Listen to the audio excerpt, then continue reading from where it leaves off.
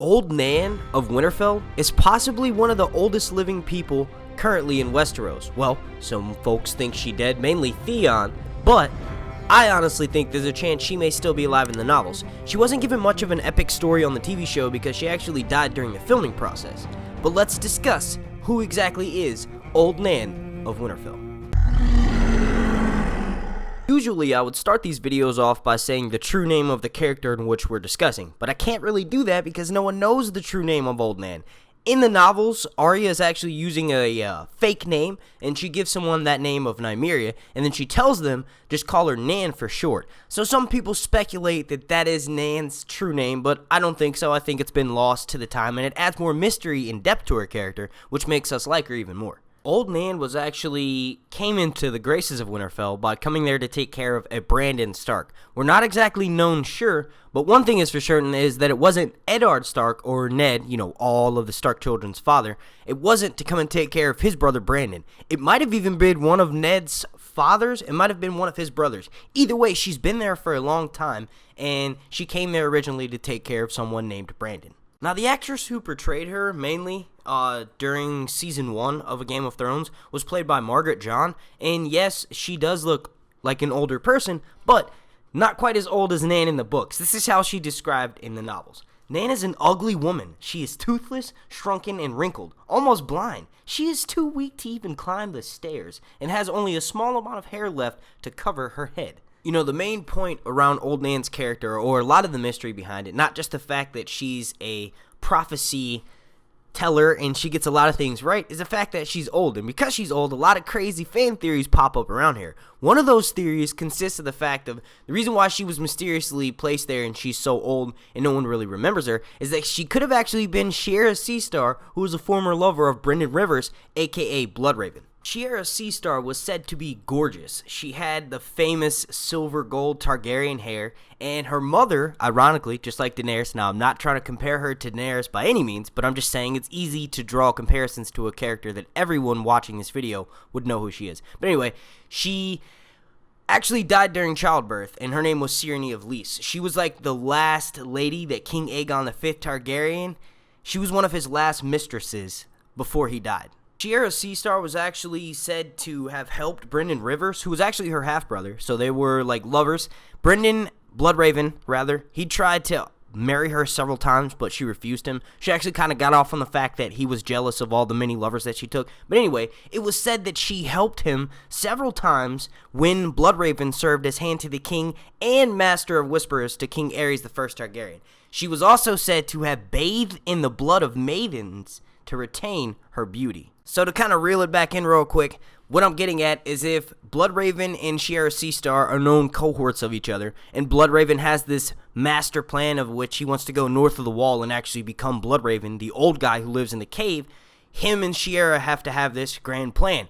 And I don't know about the timelines too much, they're a little bit convoluted, but I believe that it's definitely possible for Brynden Rivers, when he was sent north of the wall, long story short, he could have had her positioned at Winterfell so that they were a little bit closer to each other, and maybe it would have been easier for Bloodraven to communicate with her, and ultimately he knew that his replacement would come in the line of House Stark, so he wanted to place her at Winterfell so that she could take care of a Bran Stark. Remember, we don't know which Bran Stark she was sent there to take care of. There's another theory that's floating out there that somehow, since Hodor was so tall, he's related to Sir Duncan the Tall. We do know that it was confirmed by George himself that Brienne is a descendant of Sir Duncan the Tall. So it's possible that since we know Shiera Seastar, if she's Old Nan or if she somehow became Old Nan, since she was said to have taken many lovers, it's possible that she could have taken on Sir Duncan the Tall as a lover. And thus you have why Hodor, her great-grandson, is so tall, and that explains why he gets his height. And just imagine how awesome that would be if we find out that this Sir Duncan the Tall character, which I really wish they would do as the spin-off for Game of Thrones, you just imagine if he's related to two main characters that up until, last season, they were still alive. Okay, not last season, technically season 6, but I'm just saying.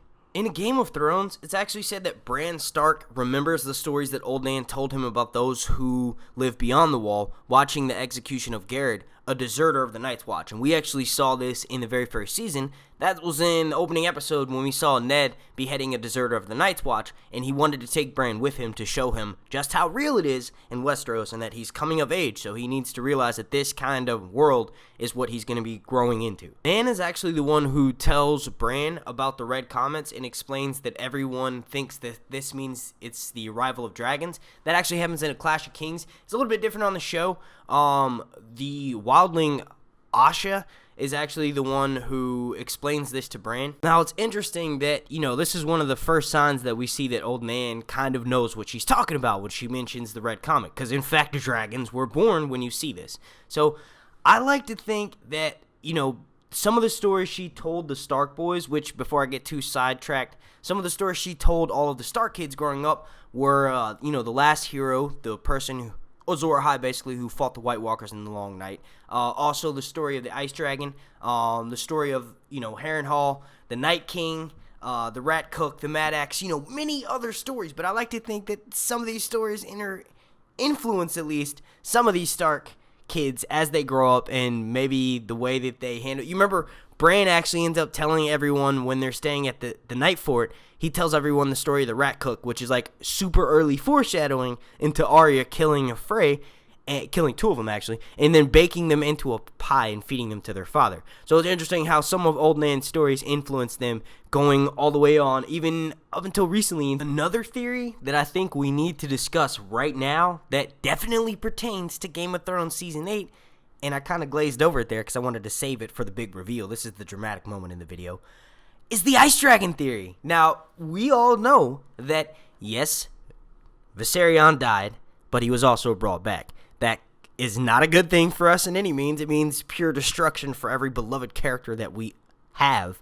But this means that there technically is an Ice Dragon on the show. Now, the reason why I say technically is because in Season 7, Viserion is in fact killed and raised as white by the Night King, and it is called by an Ice Dragon by HBO's official Game of Thrones viewer guide. However, we do know that in no way it's made of ice, which is kind of described as being made of ice in the books, and it does not breathe ice. So it's not a physical ice dragon, but it is technically an ice dragon. Now, as far as our technical ice dragon, not really looking as though he's made of ice and not really described like how he is in the books, which I'm going to bring up here in a second, but let's just say that this was version 1. We do know that every character, every location, every single feature and everything in Game of Thrones is upped the next season. So with that being said, we know that characters are going to get different clothing, and Viserion is going to look a bit different than how he did in Season 7. In the novels, ice dragons are said to roam the Shivering Sea and the White Waste. They are said to be larger than the dragons of Valyria, i.e. Drogon and Rhaegal, and they are made out of living ice with pale blue crystallized, very vast translucent wings and very cold breath, which can instantly freeze people and is said to freeze things solid occasionally, a mirror opposite of how the breath of regular dragons burn them.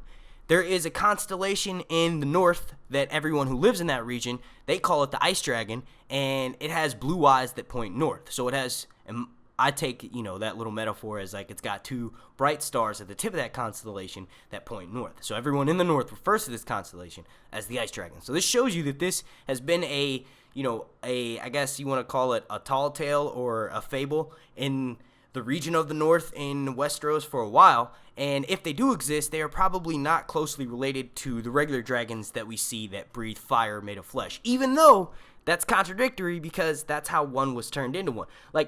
I think what the books is more getting at is there's what George is leaving open for, rather, in his books, is there may be the existence of an actual dragon that the Night King can somehow get in possession of. Maybe not by killing one of Daenerys' dragons, but, having one of his own. And there's also potential that other characters may have other dragons. But on the TV show, we know that there's only one person who has said dragons right now in this plane of existence, and that's Daenerys. So the show's way around that is by killing one of her dragons and using this as, and basically, I think they're going to turn Viserion into the literal description of that. He'll have ice that grows across him that enhances him, maybe covers up some of the holes that are in his wings. He's just going to look totally badass, very similar to a Blue Eyes White Dragon from Yu-Gi-Oh! But that's the show's way of working around that and in coming in a complete full circle. So this is more reasons why you should give props to the showrunners, is they're doing it big. They're bringing us the Ice Dragon in Game of Thrones Season 8. You know, I would be a fool to not mention this in the video, even though we're wrapping it up, but George actually wrote a book back in the 80s, actually in 1980, before he wrote A Game of Thrones, which he started writing, I believe, back in 93. Someone correct me down in the comment section, because I know you will. But he wrote a book. It was a children's novel called The Ice Dragon, and it follows a young girl who forms a bond with an ice dragon. That world contains several similarities between, you know, our world of A Song of Ice and Fire in Westeros and the world that this children's novel was set in. It also has, you know, a few differences, but a lot of people think it's the same world, mainly being that the little girl who's featured, I think it's the cover art or some sort of art that goes along with the book, she has purple eyes and white hair, very similar to Daenerys and potentially one of her undead babies. I don't think that there's going to be a Night Queen, and I don't think that there's going to be a need to keep the Night King alive at the end of the show, but that, my friends, is a theory for another video.